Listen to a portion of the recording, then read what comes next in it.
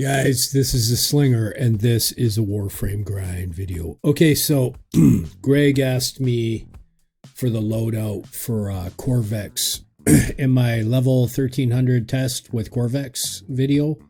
I didn't put a build specifically because if no one asks me, they're not interested. But since Greg asked, and I'm going to pull this over so that you can see, because the YouTube name is longer.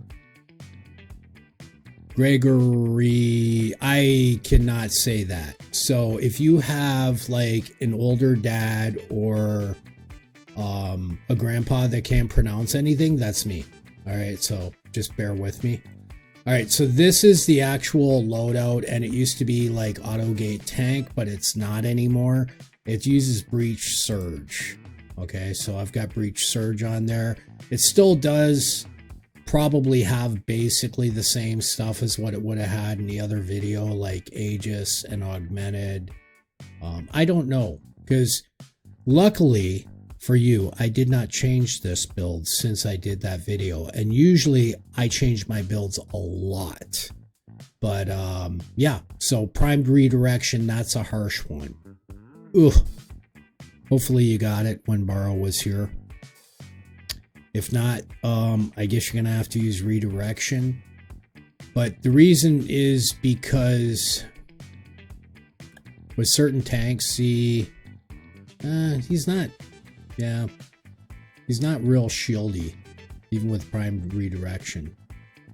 But, okay, so the interaction here, though, is the Aegis, the fast deflection, and you could possibly go without primed redirection. It's not making a killer idea, but this is an Umbra build.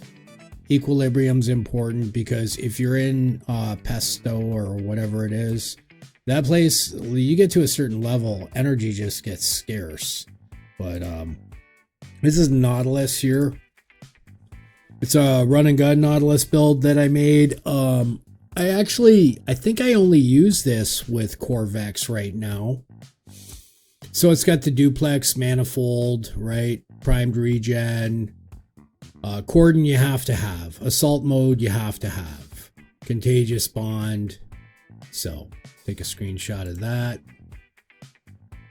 And then the Artex, this one's going to suck because it has a Riven on it, right? But this is like a freeze type blast build for in there, right? So you use the blast damage to help out your shields, and I'll get into that because I used the shards for the blast on this build. So Shivering Contagion slows everything down, and only with the Artex, without any cold stuff on it, it'll still slow stuff down.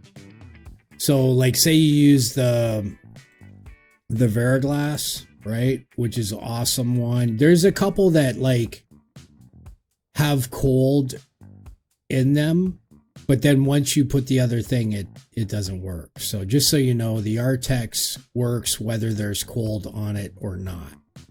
So that's important. Here we go. The shards are the Topaz shards. There's one that's ability damage on enemies affected by radiation, and the rest are the shield, basically the shield recharge ones, right? Regenerate shields.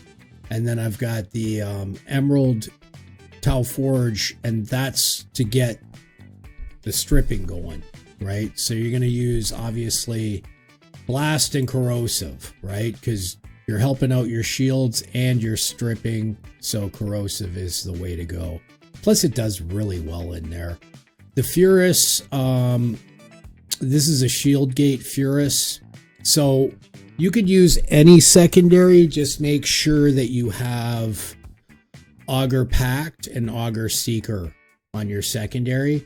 I have Cassadia Empowered here in case I have to use the... I never use it, so you don't have to worry about that too much. The Torrid just works, and it never runs out of ammo in this. The Hate is Incarnate. Here again, It's a status health build, which, what do they say? They say level 900, this does jack shit, right? I don't know if that's true, because obviously I go way higher than level 900, but they're saying about the healing return. That's what they're talking about, right? So, no Riven though, so that's a good thing. And melee influence, you know, I think everybody who's in Steel Path has melee influence now. So if you want to take a screenshot on that, there's it's a radiation and gas and electricity, obviously with melee influence, but the radiation, the kickback about that is you're using that one shard for radiation, you know, damage. So, but yeah, so that's the video, guys. Get out there and grind. I will.